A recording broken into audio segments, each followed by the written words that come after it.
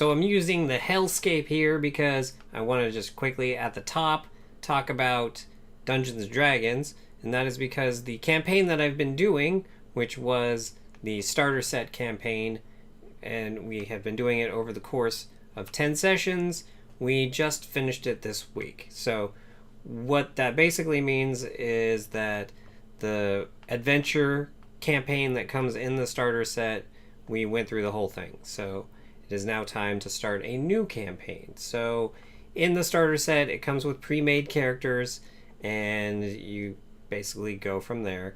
And with this new campaign, which we're going to be starting in 2 weeks, we are going to make all new characters from scratch. And that is going to be really exciting. And then our DM is switching out. So the DM from the campaign we just finished is going to become one of the players, and one of the players is going to become the DM. And he is writing a campaign from scratch. So that's going to be really weird. Like, he's not using one of the pre-made Dungeons & Dragons campaigns. He's making it completely himself. So that's going to be insane. I will probably talk more about this either next week or the week after and tell you about the character that I'm making and all that. But I just wanted to bring that up because it's something that's exciting that happened. Is I'm going to miss the character that we've been playing, and I wanted to level her up more, see how more powerful she could get and all that. But as for now, she's locked off at level 4.5 basically. And who knows, I might be able to find an already existing campaign where everyone is in that level range. If not, maybe she'll start over at some point down the line. But as for now, she's locked off at 4.5, and it was a lot of fun. So I'm really looking forward to starting the new campaign in 2 weeks. And all of this obviously has nothing to do with the video you're about to watch, but I just wanted to talk about that really quickly. So let's go ahead and roll the thing.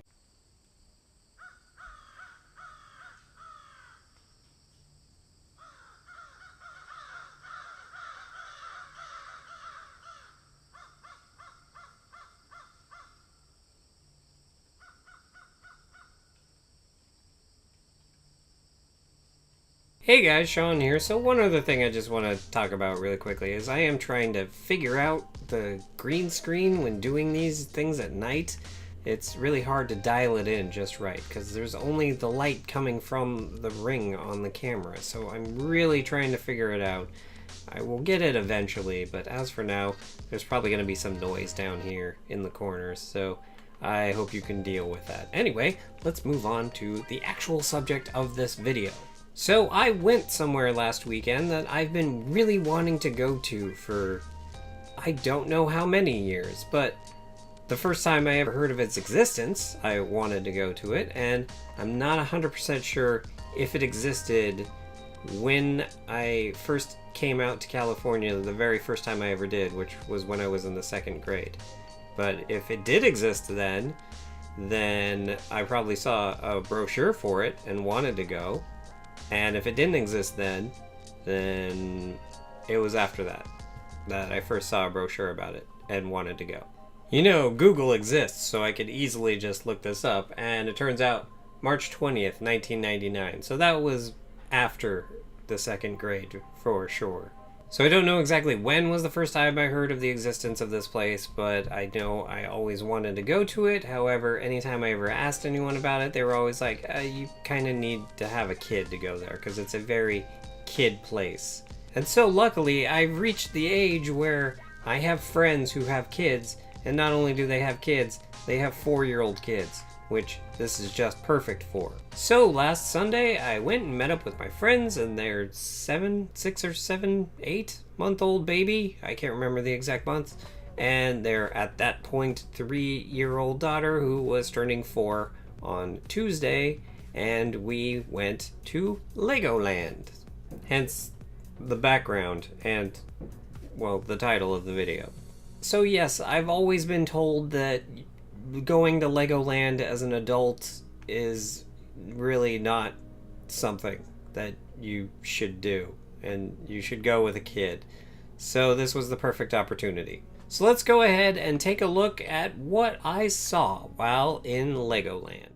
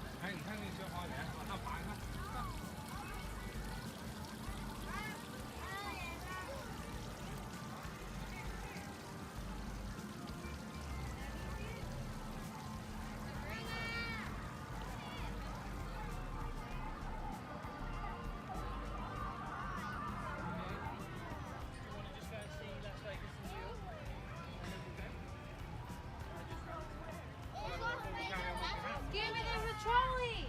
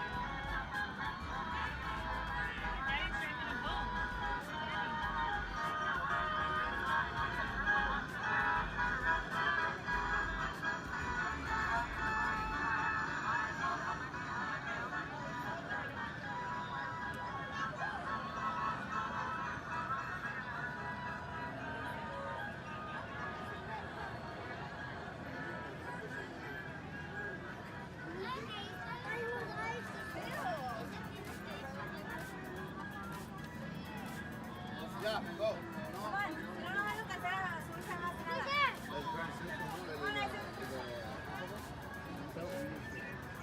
Isaac. Ay, ya me voy, me quedo.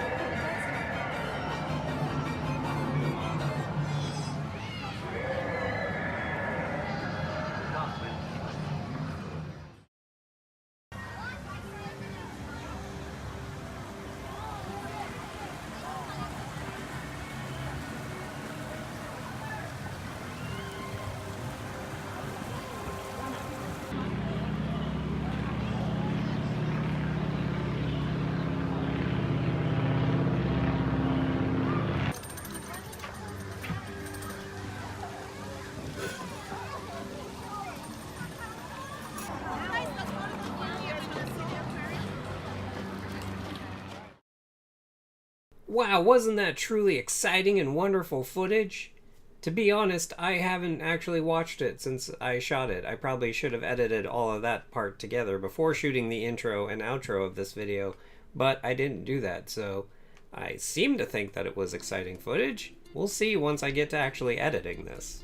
So what are my final thoughts on Legoland? Well, I totally agree with the whole you shouldn't go there unless you have a child with you thing, because yeah, it's really geared towards children. In fact, I don't recall seeing a single ride that like adults could ride. Well, okay, there was the one, but I didn't ride anything. So yeah, it was very kid friendly. Although to be fair, I was told that there are a few rides that are more adults, geared towards adults, more easier for adults to ride, and that was in the Ninjago Land, which we didn't go to because my friend's kid is a girl and she doesn't like the Ninjago part of it. So we'll see what happens in 4 years when their boy gets old enough. Maybe he'll be into Ninjago, and who even knows if Ninjago will still be as big of a thing as it is in 4 years as it is now. But